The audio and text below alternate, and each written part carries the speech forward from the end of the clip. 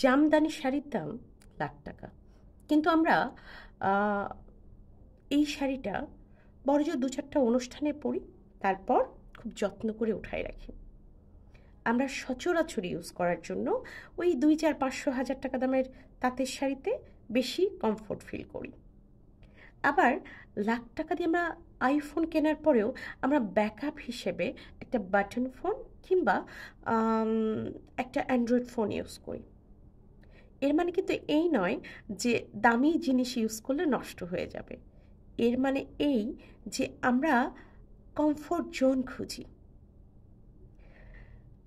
আপনি আপনার সন্তানকে একজন ডক্টরের সাথে বিয়ে দিলেন, একজন ইঞ্জিনিয়ারের সাথে বিয়ে দিলেন, একটা সচিবের সাথে বিয়ে দিলেন, কিন্তু আপনার মেয়ে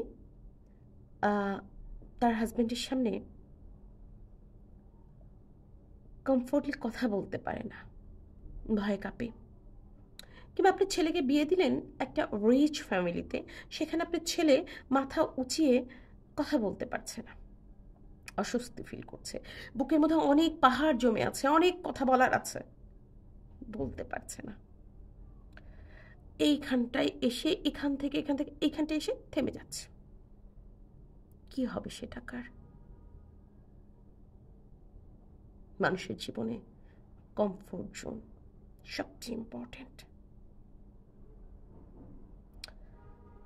আমরা ছেলে মেয়েকে বিয়ে দেওয়ার সময় আমরা চিন্তা করি না আমার ফ্যামিলির সাথে তার ফ্যামিলি অ্যাডজাস্ট হবে কিনা, কিংবা তার ফ্যামিলির সাথে আমার ফ্যামিলি যাবে কিনা, বরং আমরা প্রতিযোগিতায় না আমি কার চেয়ে বড় উঁচু ফ্যামিলিতে আমি বিয়ে দিতে পারি।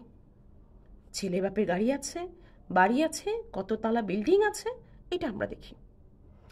মেয়ের বাপ কত লাখ টাকা যৌতুক দিতে পারবে, মার্সিডিজ দিবে না মানে দামি দামি ফার্নিচার দিবে, নাকি তার দামি দামি অর্নামেন্টস দিবে, হীরা দিয়ে ভর্তি করে দিবে, আমরা এইটা নিয়ে ভাবি।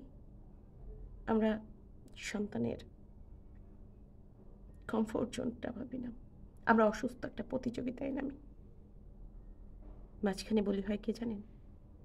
আপনার সন্তান।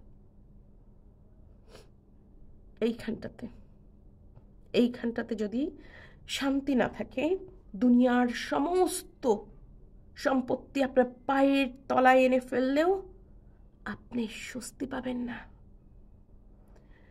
আপনি সাফোকেটেড লাগবে। অনেক অনেক ভিড়ে অনেক অনেক লোকের মধ্যে আপনার শ্বাস বন্ধ হয়ে আসবে, আপনি বাঁচার জন্য চেষ্টা করবেন কিন্তু বাঁচতে পারবেন না। আবার আপনি বলতেও পারবেন না লোকচক্ষুর ভয়ে। এমন জীবন দিয়েন না আপনার ছেলে মেয়েকে। যার কাছে যার শান্তি মিলে তার কাছেই তার ঠাঁই হোক। ভালো থাকবেন, খুব ভালো। আল্লাহ হাফেজ।